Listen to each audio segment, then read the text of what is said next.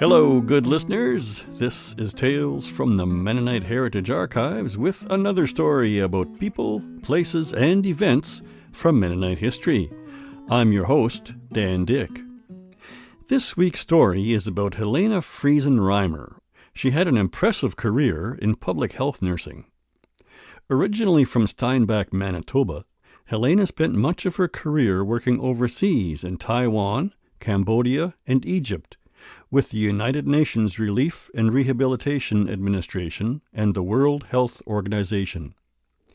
She received numerous honors, including the Order of Canada for her community service. Helena F. Reimer was born in 1905 in Steinbach, Manitoba.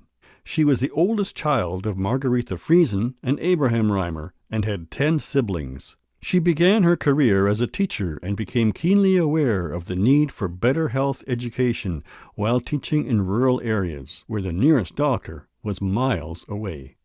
Reimer decided to pursue nursing, and after training at the Winnipeg General Hospital, became a registered nurse in 1937. Throughout her career, she continuously pursued higher education. In 1943, she received a certificate in administration in schools of nursing from McGill University in Montreal. In 1951, she completed a Bachelor of Nursing, also at McGill. In 1957, she received her Master's from the University of Chicago. In 1944, Reimer was recruited by the United Nations Relief and Rehabilitation Administration, or UNRRA, commonly pronounced UNRWA. UNRWA was then a newly formed international relief agency meant to help victims of World War II. A major part of its mission was returning displaced people to their home countries. Reimer's first assignment with UNRWA was as the matron at Camp Tulambat, a refugee camp in Egypt. When she arrived, Tulambat had a population of around 2,500 refugees who had been evacuated from the region of modern-day Croatia. Nearly half were children. Reimer worked there for over a year. By mid-1945, most of the refugees at Tulambat had been returned to their home countries, and the camp ceased operations. In April of 1946, she and 2 UNRWA colleagues were sent to Shanghai, China, and in May, she was assigned to work as a nursing consultant on the island of Taiwan, then known as Formosa. Taiwan had been under Japanese rule since 1895. During the Second World War, Japan developed the island into a naval and air base. It was heavily bombed by the Allies. In October of 1945, Japan surrendered Taiwan to the Republic of China. Most Japanese citizens living in Taiwan left or were expelled, including many medical staff. When Helena Reimer arrived in the spring of 1946, just 6 months later, she saw the destruction firsthand. In a letter dated May 21, 1946, she described the scene. It is pitiful to see badly bombed centers, with patients lying in tattered clothing on bare mattresses, no medicines, no gauze. In Taiwan, Reimer was assigned to assess health care and nursing service needs and provide as much aid as possible. She and other workers traveled across the island from north to south, surveying medical institutions and connecting with staff. But her biggest project in Taiwan was to establish a new nursing school, where new nurses could be trained according to international standards. This was no easy task, especially on top of her other responsibilities. In a letter dated August 26, 1946, she shares how hectic things are. I run back and forth between hospital and office, writing reports and trying to get equipment for the training school.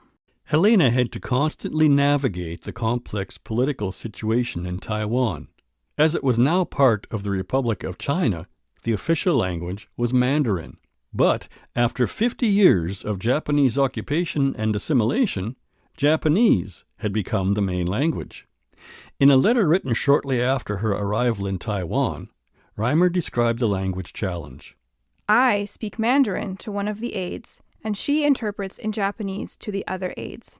I do a lot of smiling and talking with my hands. Her letters also show glimpses of the cultural impact the Japanese occupation had on everyday life in Taiwan. In a letter dated November 13, 1946, she says, I bought an electric phonograph for 8,000 yen, $62. Good records are obtainable in all music stores.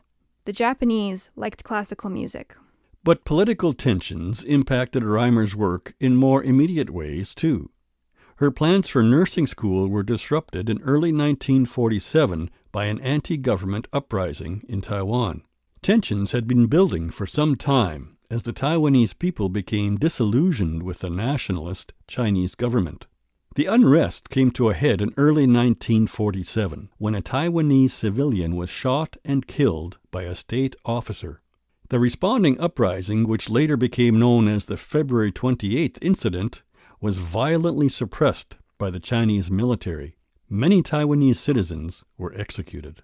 Reimer and her UNRWA colleagues weathered the political storm in Taiwan. In one anecdote, she describes Chinese soldiers storming into her hotel room where she was staying with a colleague and their Taiwanese interpreter. In another story, Reimer arrived at the hospital to find her staff lined up, Chinese soldiers pointing guns at them. According to this account, she commanded the soldiers to lay down their weapons in the name of the United Nations. And they did. The uprising coincided with the end of many UNRWA services, as the war was over and relief efforts were wrapping up. Reimer unhappily accepted that she wouldn't be able to complete the nursing school project. She was recalled to Shanghai, where, to her surprise, the Chinese National Health Administration and the World Health Organization asked her to return to Taiwan and continue her project. Reimer was pleased, but unsure of her reception in Taiwan. The question in my mind now was, would the Formosans, knowing that I was staying on at the request of the government they had come to hate, accept my further services? But her earlier work had clearly made an impact, and she was welcomed back. Helena was only able to stay a few more months in Taiwan, but that was enough to see her project through. The nursing school opened in late 1947. For her efforts, she was awarded a life membership to the Nurses Association of China. After completing her work in Taiwan, Reimer returned to Canada for a time. She became the assistant superintendent of nursing at the Winnipeg General Hospital for a couple of years, and then completed her Bachelor of Nursing at McGill University back in Montreal. In 1951, Reimer was recruited by the World Health Organization, more commonly known today as the WHO.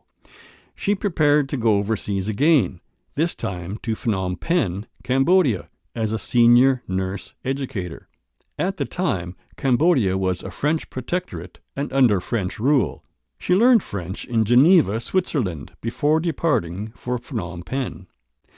Reimer's work in Cambodia was similar to what she had done in Taiwan, assessing the nursing and public health needs of the country with the end goal of opening a nursing school. In her letters, Reimer often described her living space. From Phnom Penh, she shares a few challenges about her living conditions. It is evening, and the mosquitoes are coming in because we have no screens. We use DDT all the time, as well as nets over our beds. The cats also come in through our open windows. They are Siamese with great, sad eyes. They catch our mice, so we don't mind. Reimer's time in Cambodia was cut short when she became seriously ill in the summer of 1952. She contracted amoebic dysentery, an intestinal infection caused by a parasite transmitted through contaminated food or water. Reimer first saw a doctor in the French protectorate, but, feeling that his care was inadequate, she traveled, on her own, to Hong Kong, where there was a British hospital. In an August 22, 1952 letter, she provides an update from hospital in Hong Kong. I was admitted at the Matilda War Memorial Hospital and have been under drastic treatment for a week and lost 7 pounds just lying in bed. In the last 3 or 4 months, I lost 22 pounds. I did not come any too soon because I already had a liver abscess. The treatment is drastic, so I have not been able to eat. Her recovery was slow, and the treatment was harsh. In a letter from early October, she wrote that she couldn't move on her own, but by November, she had improved. I still don't feel very strong, but went for lunch with a friend.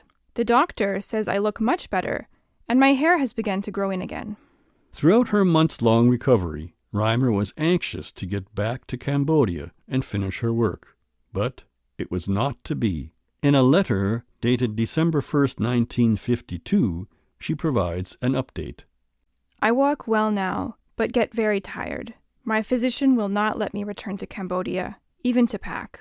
She was discharged from the hospital shortly after that and left Hong Kong at the end of 1952. Helena took a year of sick leave before returning to the WHO, where she accepted the position of senior nurse educator in Alexandria, Egypt. Similar to Taiwan and Cambodia, she was again assigned to help establish a high-level nursing school that would serve prospective nurses, not just from within Egypt, but from other Eastern Mediterranean countries as well. As in other regions, the WHO determined that nursing in Egypt was not keeping up with developments in medicine. Despite the efforts of Egyptian nurses to maintain higher standards, existing nursing schools had low entry requirements and low enrollment. Reimer worked with Egyptian nurses to develop the program and recruited at secondary schools in Egypt, Syria, Iraq, and Sudan.